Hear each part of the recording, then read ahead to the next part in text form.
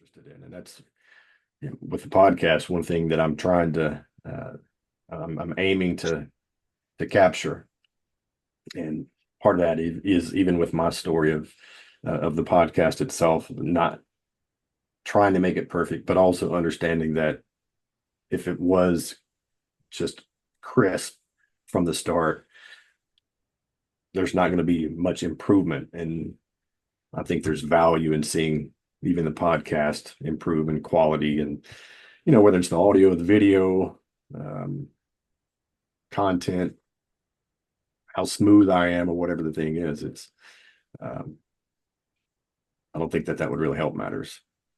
Well, it's I wrote about this a little bit in a blog post about my son.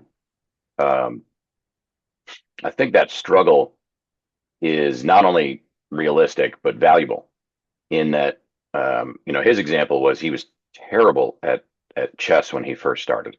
I mean, yeah, he picked it up really quickly, and if he was playing somebody who was a complete novice, then sure he would seem like he was a chess genius. But when he started to play against other kids who had jumped into the same pond trying to decide how big a fish they were, who had been studying and playing and had coaches, and he got beat up regularly. And he finally decided, I'm good at this, but I'm not good enough at it to be great at it without work. And I compared his trajectory in chess. I mean, now he was a high school state champion, and now he's the co-captain of his chess team in college.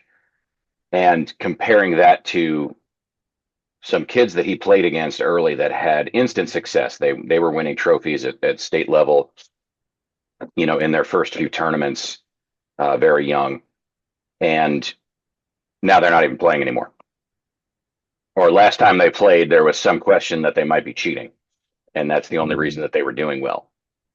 And looking at it, it's they didn't know. There is a book I will recommend, actually. It's from a former chess champion named Josh Waitzkin, called The Art of Learning, and he talks about the growth mindset being much easier to adopt when you are challenging yourself or you're struggling with something in the beginning, because that's all you know.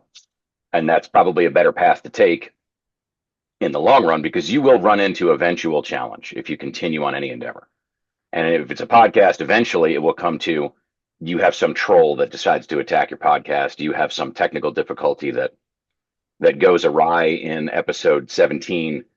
And if you've never struggled with dealing with a detractor, or you've never struggled with technical issues in trying to get your podcast recorded and uploaded and disseminated, and it's just been smooth the first 16 episodes, now what?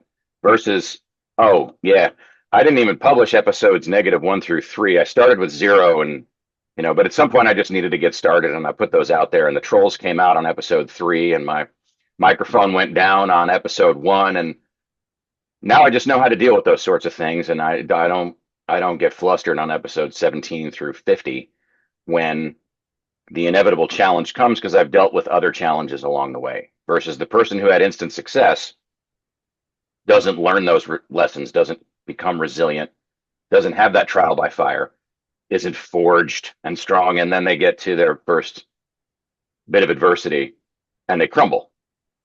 There's another. Let's see, I'll hold it up and if it's readable. Oh, it's backwards. Of course it is. Yeah. The mug one of my mentees got me that says your comfort zone will kill you.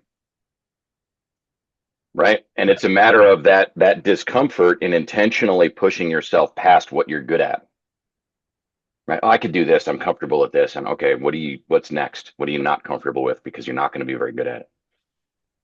And do you grow without that challenge and that struggle, which comes from intentionally pursuing something that you may be good at, you may not be good at.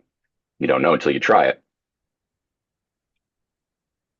And Yeah, what I kind was of thinking metaphor even for with that? What kind of metaphor for what's going to happen to you in life in general is that? Definitely. And I know we were going to talk about. Let's look at my texts here. I go back a minute, but we yeah, had, because I missed last week with all of us, because not that I don't love you all to pieces, but I'm at Disney World with my wife. That's just That's a Yeah, trump I love card my on wife every. more than y'all. That's Yep, for sure. well, that's good. So we'll just keep that as a standard order.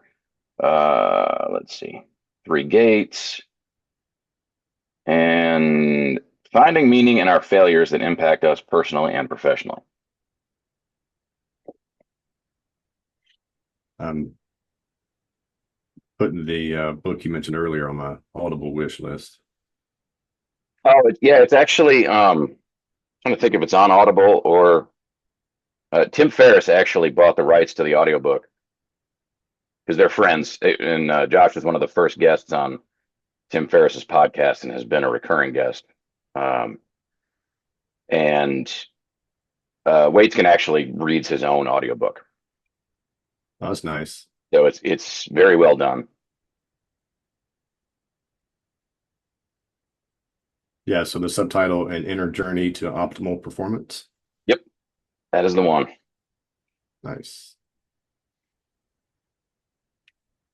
So I've used his techniques with mentees, and then later recommended them the book when they start getting their own proteges and mentees, and then they read it and like, seriously, right? This basically was all you were telling us for years. I don't make this stuff up. I just teach it. Yeah, yeah.